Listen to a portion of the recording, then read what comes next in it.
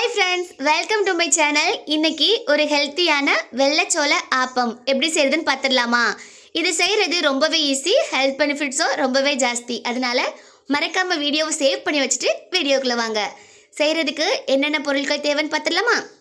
1 cup அளவுக்கு வெள்ளைச்சோளம், 1 cup அளவுக்கு பச்சரிசி, 1/4 கப் அளவுக்கு கருப்பு உளுந்து, கொஞ்சமாக வெந்தயம், அரை மூடி தேங்காய், அரை கப் அளவுக்கு பழைய சாதம்.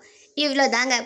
தேங்காவை தவிர அரிசி, சோளம், உளுந்து, வெந்தயம் எல்லாத்தையும் நல்லா தண்ணி ஊற்றி கழுகிட்டு முங்குற வரைக்கும் தண்ணி ஊற்றி அப்படியே ஒரு 5 மணி நேரம் ஊற வச்சுருங்க.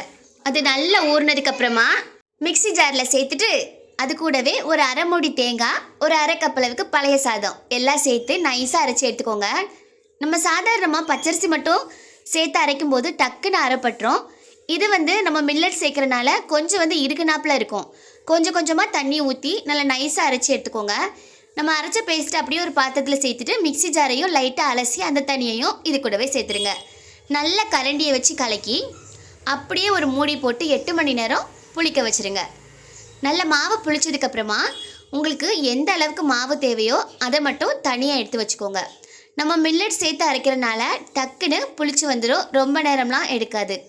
ஒரு பாத்திரத்தில் சேர்த்துட்டு அது கூட கொஞ்சமாக உப்பு, கொஞ்சோண்டு ஆப்பச்சோடா, அதுக்கப்புறமா நிறையவே தண்ணி சேர்த்து ஈவனாக கலக்கி எடுத்துக்கோங்க. இந்த வெள்ளைச்சோளம் ஒரு மில்லட் வகை சார்ந்தது. இதில் நிறையவே கால்சியம், ஃபைபர், அதுக்கப்புறமா ப்ரோட்டீன்ஸ் இருக்குது. நம்ம கிட்ஸுக்கு எந்த வகையில் கொடுத்தா அவங்க சாப்பிடுவாங்களோ அந்த மாதிரி அவங்களுக்கு செஞ்சு கொடுத்துடலாம். ஆப்பம் பொதுவாக குழந்தைங்க விரும்பி சாப்பிடுவாங்க. அதனால் இந்த மாதிரி தானியங்களை யூஸ் பண்ணி அவங்களுக்கு ஆப்பம் செஞ்சு கொடுங்க. நம்ம பேசிகிட்டு இருக்க கேப்லேயே நமக்கு ஆப்ப பாத்திரம் அழகாக ரெடி ஆகிடுச்சு. ஆப்ப பாத்திரத்தை எப்போவுமே லோ ஹீட்டில் வைக்காமல் சிம்மில் வச்சே நீங்கள் சூடாக்கிக்கோங்க. லைட்டாக ஆயில் அப்ளை பண்ணிவிட்டு ஒரு 1.5 கரண்டி மாவு எடுத்து ஆப்ப பாத்திரத்தில் ஊற்றிட்டு அந்த 2 சைடு காதையும் பிடிச்சி அப்படியே ஒரு சுற்றி மூடி போட்டு 5 நிமிஷம்தான். டக்குன்னு அது ஒரு ப்ரௌன் கலர் ஆனதுக்கப்புறமா ஆப்பத்தை நம்ம அழகாக எடுத்து வச்சிடலாம். இது கூட நான்வெஜ் கிரேவி, அதுக்கப்புறமா உருளைக்கிழங்கு கிரேவி என்ன வச்சு சாப்பிட்டாலுமே அவ்வளோ சூப்பராக இருக்கும். ஆனால் கிட்ஸுக்கு எப்போவுமே ஆப்பனாலே தேங்காய் பால் தானே. தேங்காய் பாலும் செஞ்சிடலாமா? அதுக்கு மிக்சி ஜாரில் கொஞ்சமாக தேங்காவை குட்டி குட்டியாக கட் பண்ணி சேர்த்துட்டு அதில் ஒரு 2 ஏலக்காய், கொஞ்சமாக தண்ணி ஊற்றி நைஸாக அரைச்சி எடுத்துகிட்டு அழகாக ஃபில்டர் பண்ணி வச்சிட்டோம்னா தேங்காய் பால் ரெடி.